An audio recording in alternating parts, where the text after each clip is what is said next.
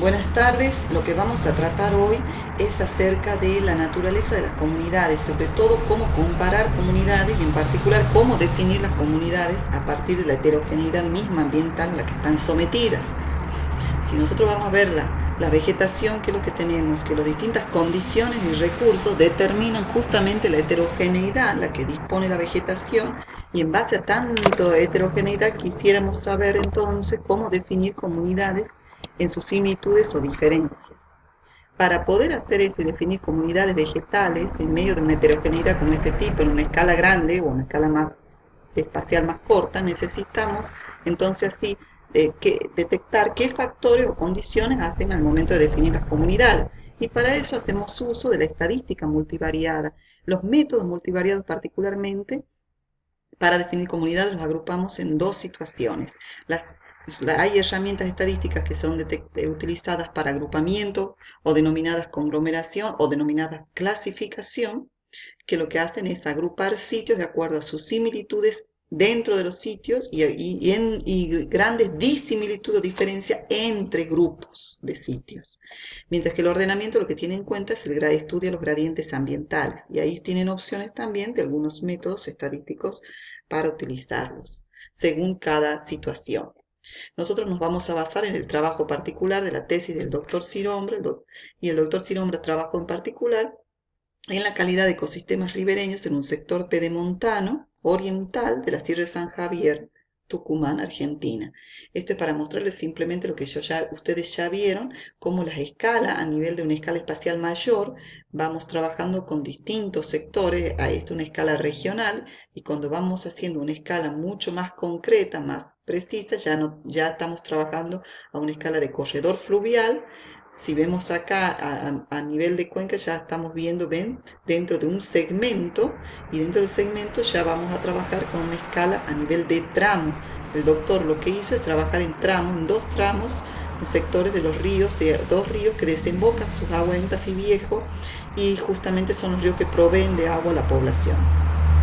Así podemos ver desde un tipo de corte longitudinal y un corte transversal, como lo que nosotros vemos desde arriba. Por ejemplo, vemos el río, entonces vemos acá el canal fluvial, la orilla, y al lado de la orilla, en una separación, ya empezamos a ver la zona que denominamos ribereña. En el corte este, a nivel transversal, acá ven el canal fluvial, la orilla y lo que denominamos ribera.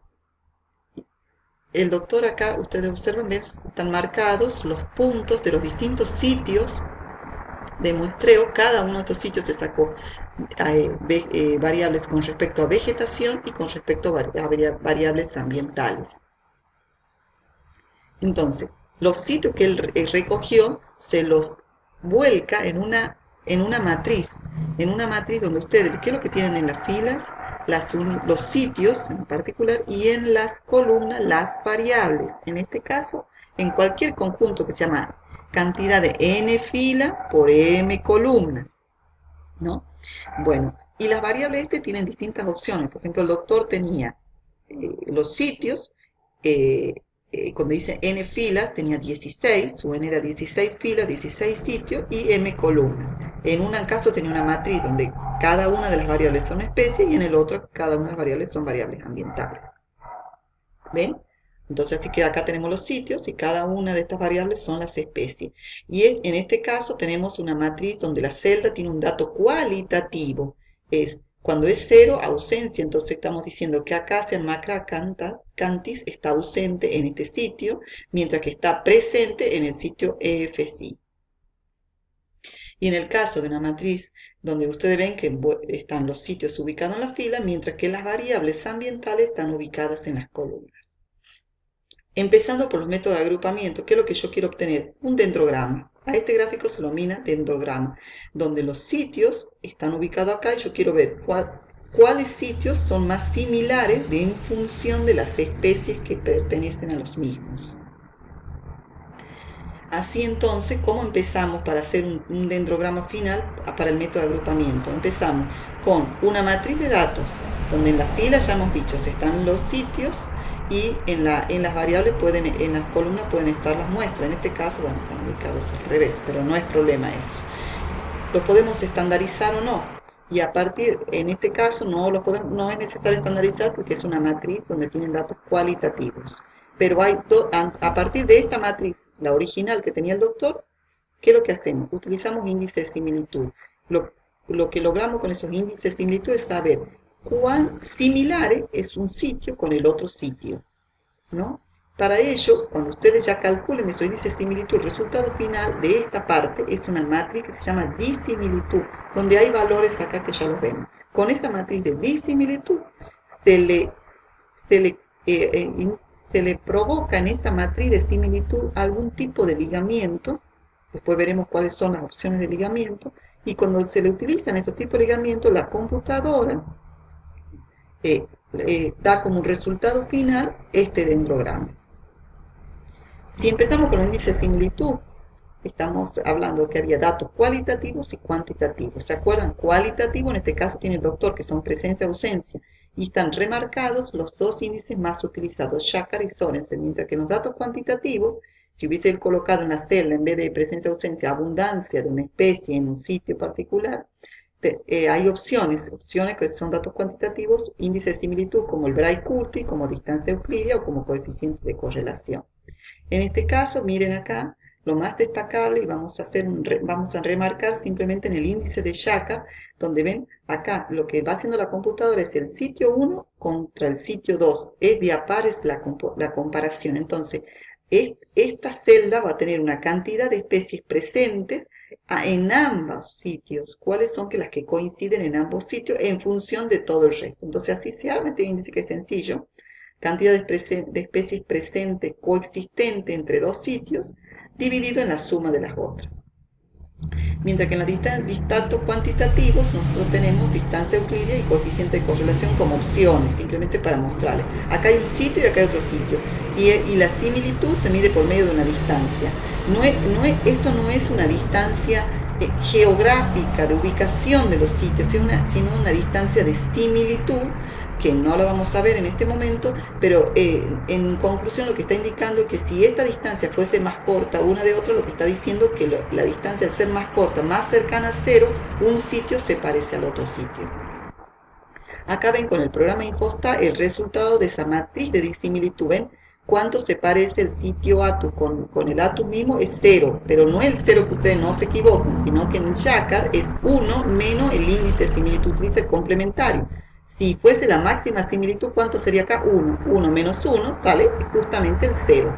Por lo tanto, lo que estamos indicando acá es, según el complemento del índice de Shakar, cuanto más me acerco a 0, mayor similitud. Obviamente, entre mismos sitios no tiene sentido, pero si uno buscase, acá nosotros tenemos que el sitio 0 con CORS se parecen 0,44, es decir, son más similares que si yo al CORS lo comparo con ATU, que es 0,78.